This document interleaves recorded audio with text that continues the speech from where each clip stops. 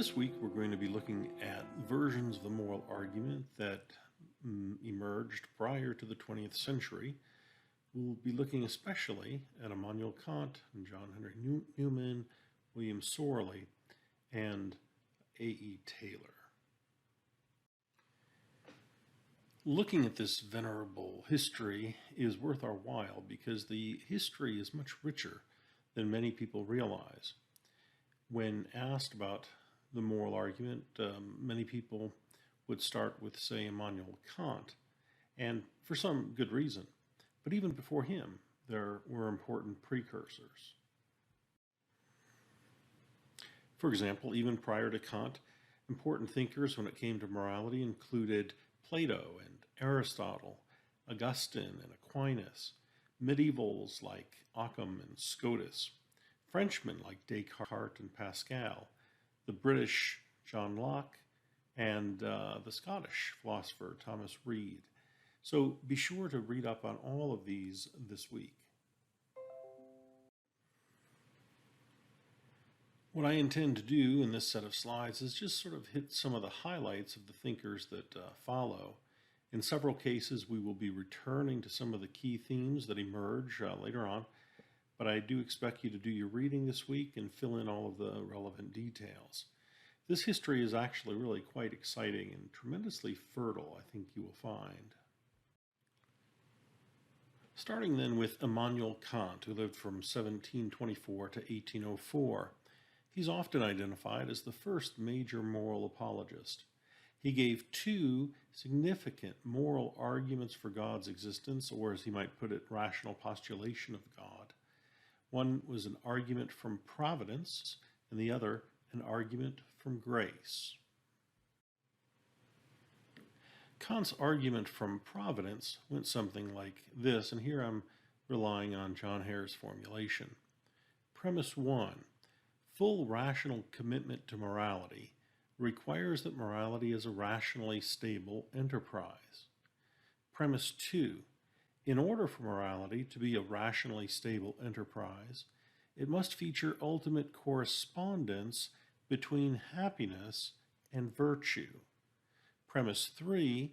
There is no good reason to think that such correspondence obtains unless God exists. Therefore, rationality dictates the postulation of God's existence. And then Kant's argument from grace, which goes something like this. Premise 1. Morality requires us to achieve a standard too exacting and demanding to meet on our own without some sort of outside assistance. Premise 2.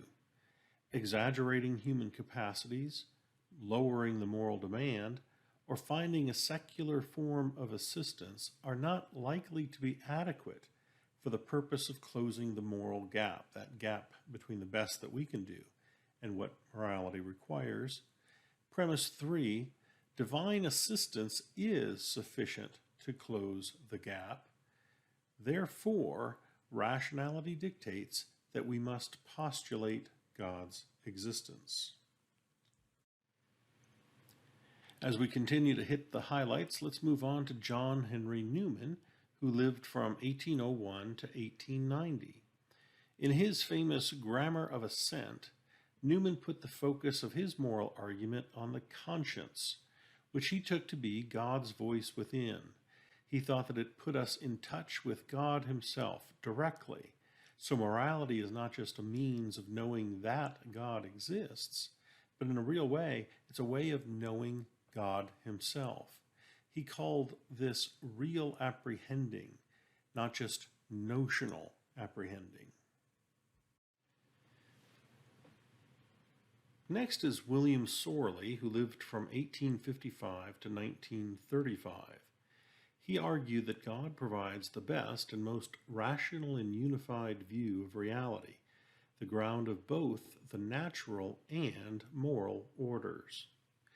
There are also 5 aspects of his work that we discuss in our chapter on Him and Good God, and I'd like you to familiarize yourself with all 5.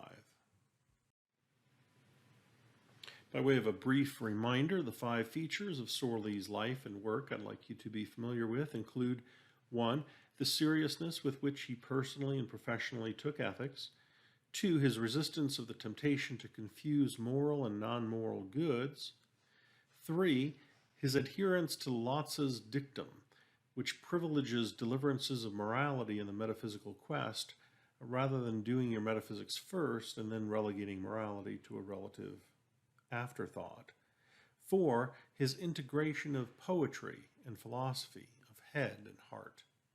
And 5. His bold reconciliation of the moral law with the problem of evil. And finally, A.E. Taylor, who lived from 1869 to 1945. In his justly famous Faith of a Moralist, he argued at length against an artificial dichotomy between fact and value in his effort to carve out evidential space for morality. Divorcing facts and values, he thought, is like trying to separate the sounds of a great symphony from its musical quality. More important than what we do is who we are, and what is needed is an adequate account for the sort of external assistance we desperately require to be radically transformed, even transfigured. Taylor also argued that the inherent features of moral guilt point in the direction of a personal and perfectly loving God as our first and final cause. Notice here his close attentiveness to the relevant evidence. 1. It's characteristic of the human sense of guilt that it always involves condemnation of our own selves and our doings. 2. Nothing is more characteristic of the human sense of guilt than its indelibility, its power of asserting itself with unabated poignancy in spite of all lapse of time and such. 3.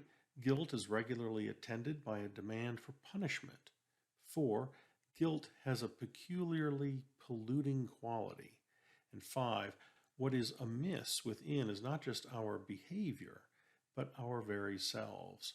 We are fallen creatures, and we know